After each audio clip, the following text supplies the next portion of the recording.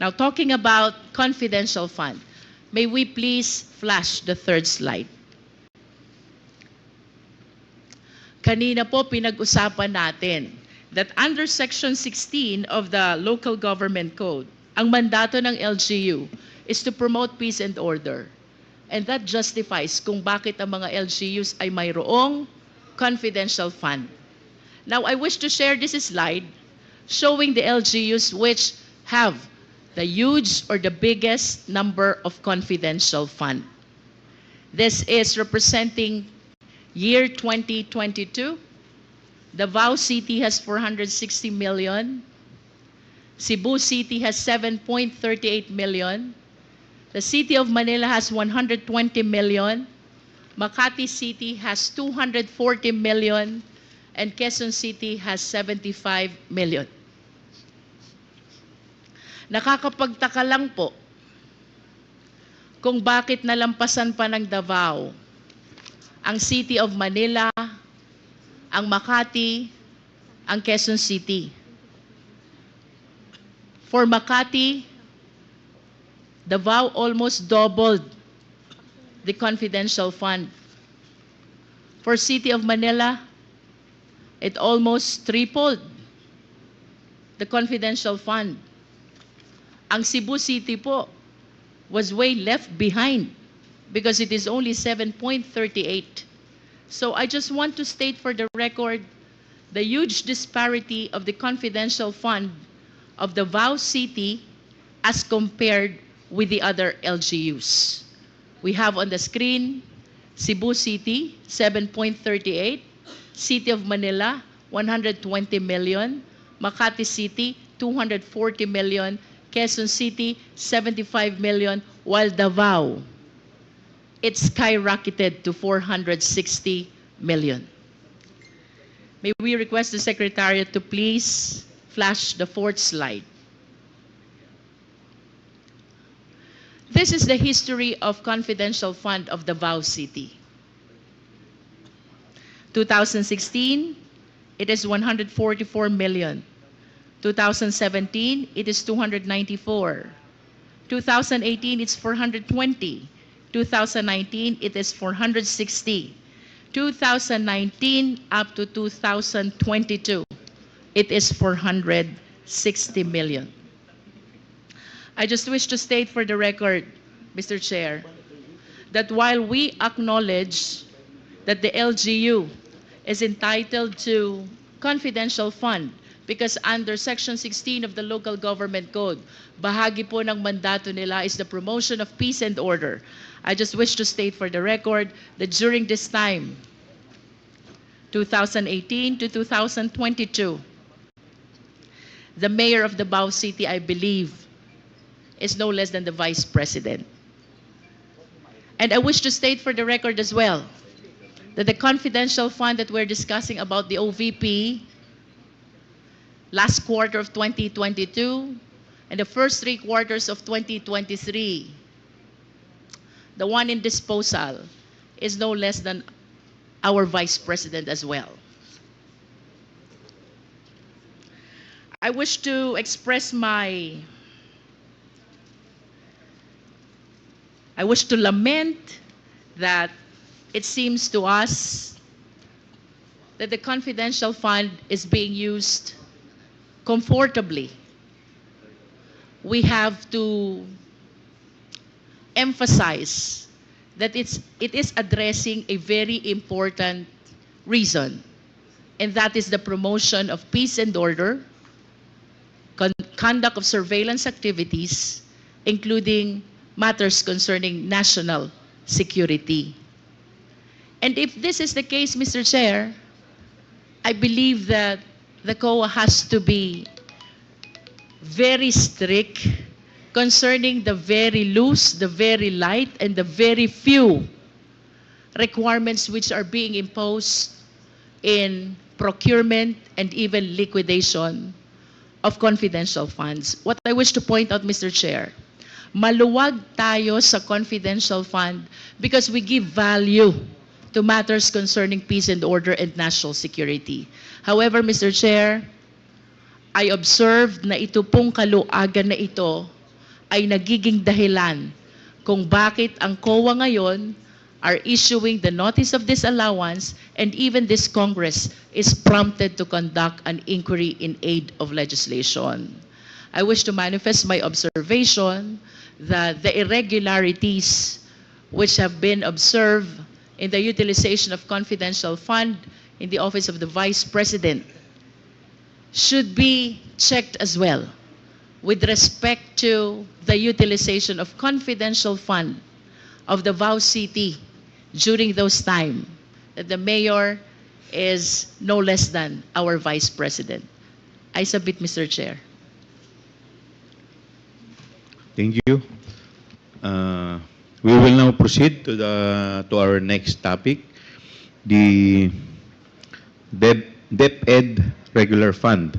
So may we request all the invited witnesses, resource person of DepEd, po pwede pong maupo po muna kayo dito. And before we start with the interpolators, may we call on our very, we have a very, the chair would like to call on Yusek Gloria Humamil Mercado. Yes. Nakaupo na po ba yung mga resource person natin sa DepEd? Now, before we start the interpolation, maybe we can ask the COMSEC to administer the oath to Yusek Mercado. COMSEC? Ms. Gloria Mamil Mercado, please stand up and raise your right hand. Do you swear to tell the truth, the whole truth, and nothing but the truth in this committee? I will. So to help you God. Thank you, Your Honor. The oath has been administered.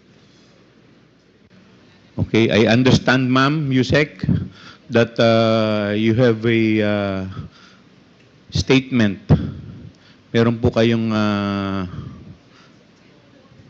statement na sasabihin.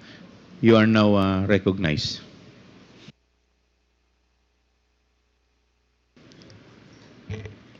Thank you, Mr. Chair.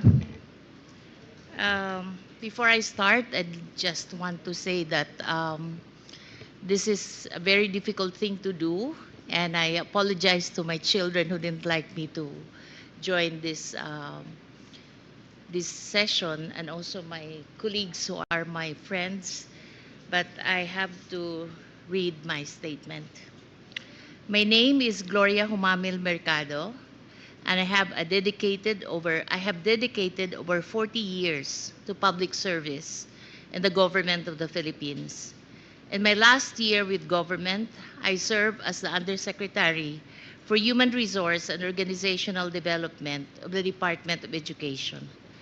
I was appointed as DepEd Undersecretary by President Marcos, as recommended by Vice President Sara Semerman Duterte in 2022, and I assumed office in August of 2022 and February 2022.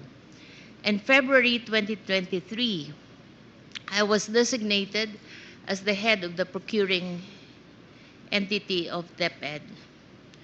As one of the signatories of DepEd's checking account, alongside Undersecretary for Finance, Annalyn Sevilla, I signed checks related to all funds, and recall that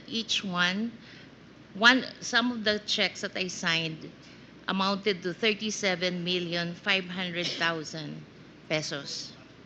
Between February 2023 to September 2023, I received a total of 9 envelopes labeled Hope. My concurrent position in DepEd during that time. These envelopes were handed to me mostly by Assistant Secretary Sunshine Fajarda, which she says came directly from Vice President Duterte. What she would typically say as she hands the envelope. It would appear that I received this envelope by virtue of my office as Hope. Attorney Fajarda is the wife of Edward Farda, who is the Special Disbursement Officer. Although the exact date evades recollection, sometimes during the course of my tenure with DepEd, a member of my staff informed me that an inquiry was made by one of our officers in the field that Mr. Fajardo had made inquiries about the bank accounts of several individuals and if divulging such information to him was permitted. My office confirmed that it was upon the instruction of the Office of the Secretary. Evidently, it would appear that regional directors and other employees on the field would also receive sums on top of the regular salaries. Sometimes in October 2023, as the likelihood of a bidding failure for DepEd computerization have become apparent, I was approached, by Attorney Monsayak, and he suggested in the presence of other officials who was with me that the bidders should just discuss among themselves. Mag-usap-usap na lang para hindi masayang yung pera ng 2023. I firmly asserted that the procurement must be implemented and conducted in strict adherence with the rules. Sometimes in the third or fourth week of October, I was summoned by Zulaika Lopez, the Chief of Staff of the Vice President and Undersecretary of the OBP. I was informed that I should tender my resignation effective that day. I refused to resign and I insisted on departing from service through voluntary retirement.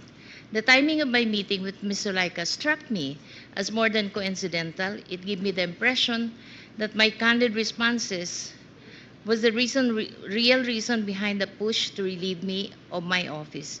It was as if I had become an unwelcome obstacle, despite simply doing my job as Hope and Undersecretary of Human Resource of DepEd. Prior to my meeting with Ms. Zulaika, there were other undersecretaries and assistant secretaries who were summoned also and were also summoned, all of the same purpose of informing them that they should tender their resignation effective on the same day. I signed my affidavit.